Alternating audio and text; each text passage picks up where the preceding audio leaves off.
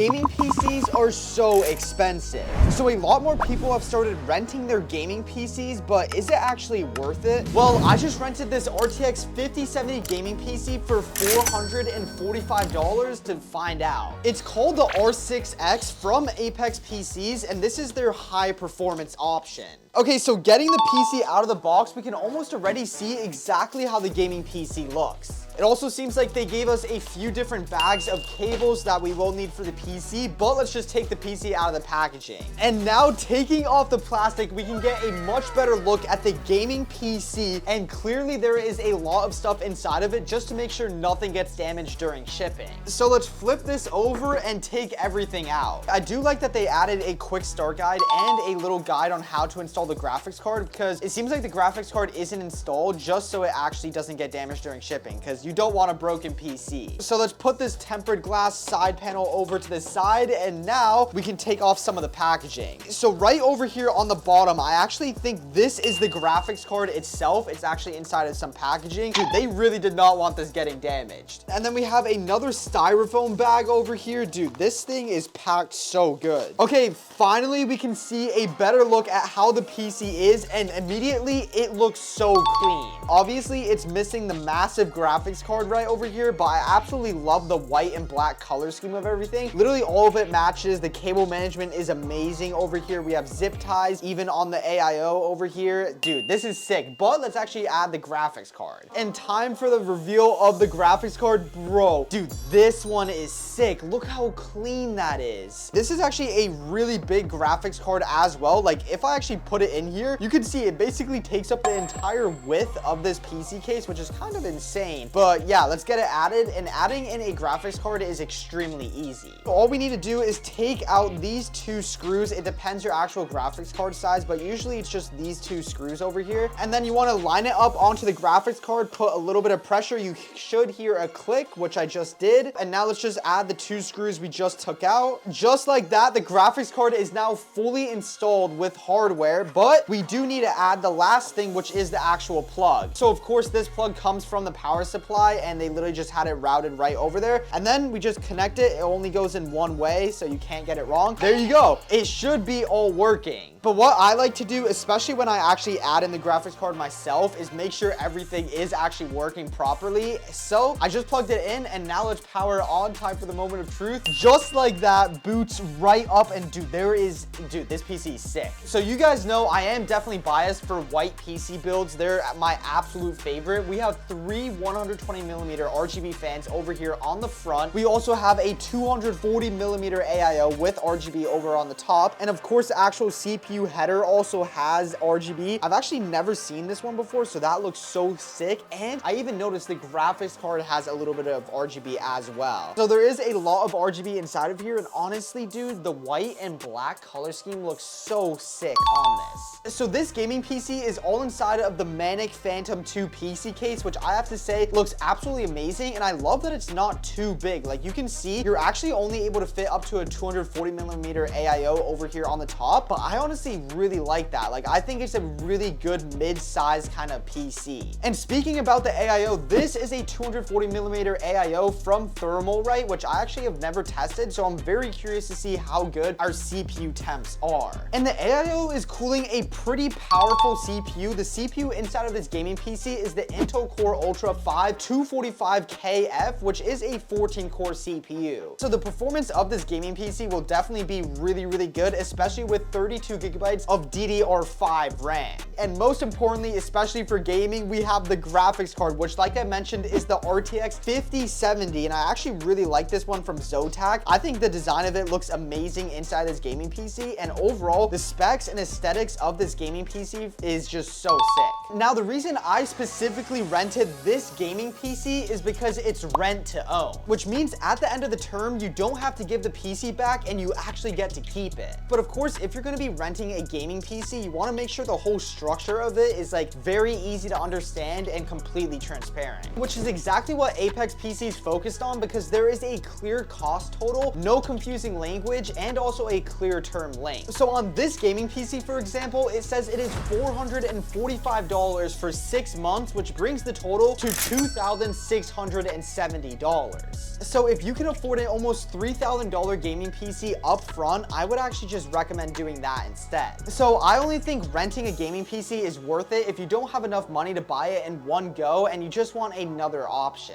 Especially since what Apex is doing with Apex Access is fully transparent. You know the total cost of the PC at the end of the term, and of course you get to keep the PC in the end. But let's see just how good this RTX 5070 gaming PC really is. I'm going to be testing it in 4 completely different games on both low and max settings. And the first game I'm going to be testing is Call of Duty Warzone. So for our low Call of Duty Warzone settings, we're going to be using full screen borderless. We're on 1080p and the quality is set to minimum, and these are all the default minimum settings that Call of Duty has. Okay, so I just loaded into the game and it looks like the PC is getting about 160 FPS. Again, this is on full low settings. Easy kill. Sit down, buddy. Okay, I can hear so many people. There's another kid right here. Okay, this is definitely an NPC. Oh my, sit down. Oh wait, another guy right here. Wait, I did not know Call of Duty has bots, bro. I mean, I'm taking this. I kind of suck at this game. Oh yeah, kid right here. Yep, behind you. Oh my, yo, we're going crazy. So 160 FPS seems to be what this PC likes to average on low settings. But to be honest, even the low settings in Call of Duty look really high. However, let's actually go on high settings and see how it actually performs. I'm not even gonna change anything except putting it straight onto extreme, and we're just gonna use the default Call of Duty extreme settings, still on 1080p. So these are them. Oh my, I thought someone was right there. And it seems like even on extreme settings, the FPS barely drops. I did not expect this. The FPS, even on extreme settings, it's still like at 140. So it dropped like 20 FPS. It's actually pretty much the same. It's like at 150 and it literally was on 160 on like low settings. I mean, we do have a really good graphics card on this gaming PC, so it does make sense. But yo, this is actually just kind of insane how good this PC is on both low and high settings. There's a kid right here. I can hear him. Kid landing. Yup, you're done. You're done, buddy. Oh my, wait, there's a kid on the tower. Where is he? Oh wait, that's my teammate. Oh shoot.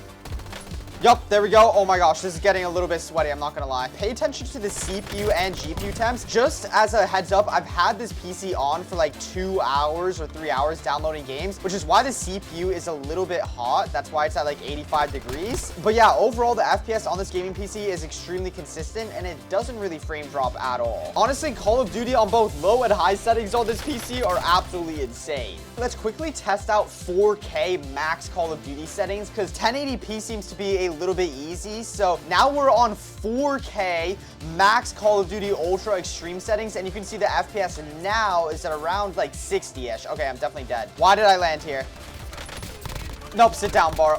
Yo, how am I destroying these kids? The FPS seems to have stabilized a little bit, but it's at still like 70-ish. So yeah, overall, I would say the FPS like on 4K, even max Call of Duty settings, this is where it starts to struggle a bit, but it's still at 60 and it's actually not even lagging that much even. So between low and max 4K settings, Call of Duty definitely is like passing on this gaming PC. I'm shocked this PC was still able to get 60 FPS super consistently on max 4K settings.